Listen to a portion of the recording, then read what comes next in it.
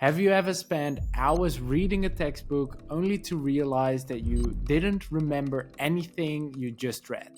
That's super frustrating, right? Well, it's not your fault. You're not the problem. The way how you study is the problem. And today I'm going to teach you a scientifically based method that is way more efficient and effective, also called the SQ3R method. It's a 5-step study technique that science has proven to increase the amount of information that you remember while reducing the time that you spend. And by the end of this video, you will also know how to study more in less time. My name is Tom Vorsler, also known as the Study Coach, and I help students and adult learners with science-backed time management, study, and mindset skills to improve their grades or their academic performance while maintaining their mental and physical health. Let's dive into today's video. So SQ3R stands for survey, question, reading, recalling, and reviewing.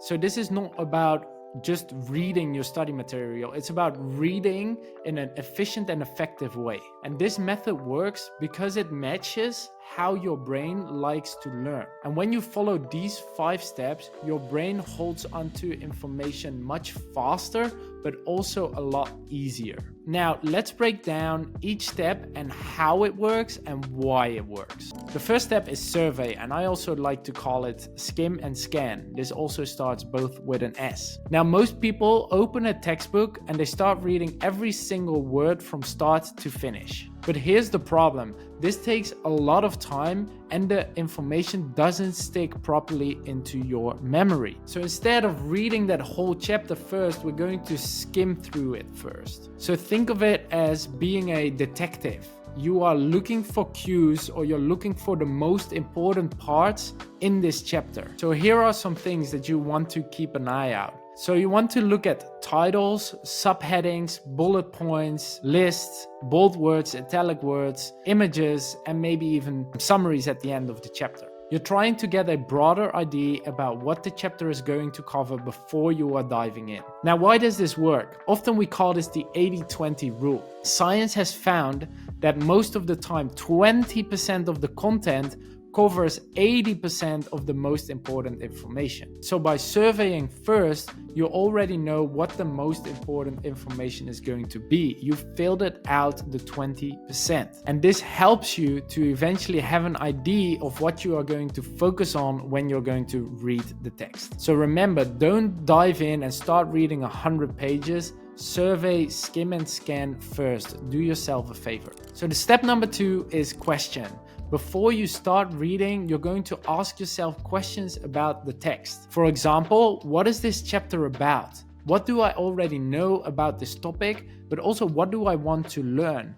And even taking it a step further, you can already convert the subheadings, headings, and bold words into practice questions for yourself. And here's why it works. When you ask your brain a question, it wants to find the answers. So you turn on like a flashlight that is going to search for the right answer in the text when you're reading. So here's the science. Asking yourself questions will make your brain more active, but science also shows that it helps you remember up to 50% more of the information. So grab a piece of pen and paper and write down some questions about the chapter first before reading. Trust me, it might feel uncomfortable at the beginning because you don't know anything about this, but in the end, this will make a lot of sense and it will help you out in the long term. Step number 3 is reading, but don't read everything. You need to read with intention. And here's what I mean. You're not just reading for the sake of reading. You read with the intention to answer the questions that you created at step number 2. Because when you read with the intention to answer the question, you're also reading with more attention. And when your brain pays attention to the information, it is being processed better from your sensory memory to your working memory, where it will eventually be able to store information in the long term. So while you're reading, make sure that you look for the answers on the questions that you created in step number 2. Maybe you want to highlight some important parts and you take some notes about the most important topics or information that will help you understand and answer the questions. Reading with intention here makes a huge difference, and again, we're narrowing it down to only the 20% of most important information rather than reading the whole textbook.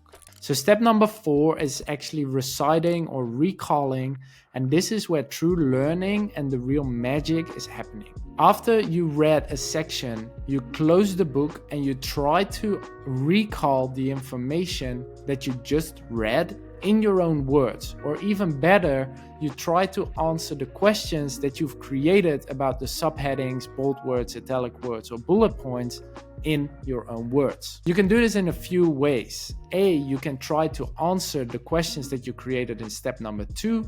B, you apply the Feynman technique, which means that you explain the questions or the answers in the simplest terms. Or C, you can even create mind maps and see if you can connect all the information together such that you have a nice visual overview. So why does this work? When you recite information, we are actively recalling information. So this builds stronger connections in our brain and eventually makes it easier to remember. So don't skip this step. It is one of the most effective parts of the SQ3R method. So the final step is reviewing the material. So here's something important. If you don't review what you've learned, you're almost forgetting about 70% within the first day. Scientists call this the forgetting curve, and on the channel we also have a specific video about this. But here's the good news. You can beat the forgetting curve with something that we call spaced repetition. So here's how. Review your notes on the same day, then answer your questions again, for example, 1 day later. Try the Feynman technique or create mind maps 1 week later, and even try to make a practice exam or something similar to your eventual exam 1 month later. Each time that you review and use active recalling, you're strengthening your network about this topic. So think of it like going to the gym. You can't expect to go into the gym once and have a six-pack.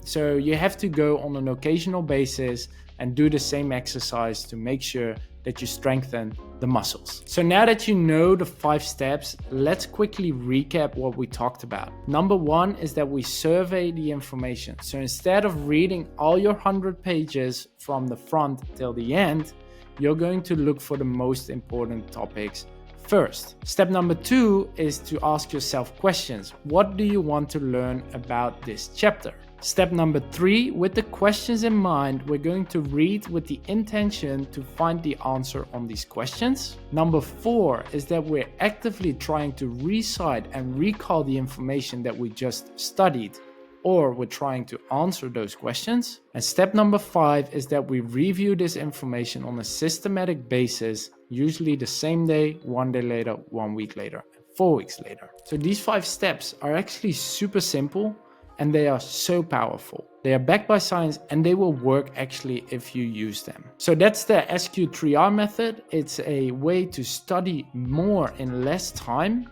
and study more efficiently and effectively. Now, if you made it this far, I want to challenge you.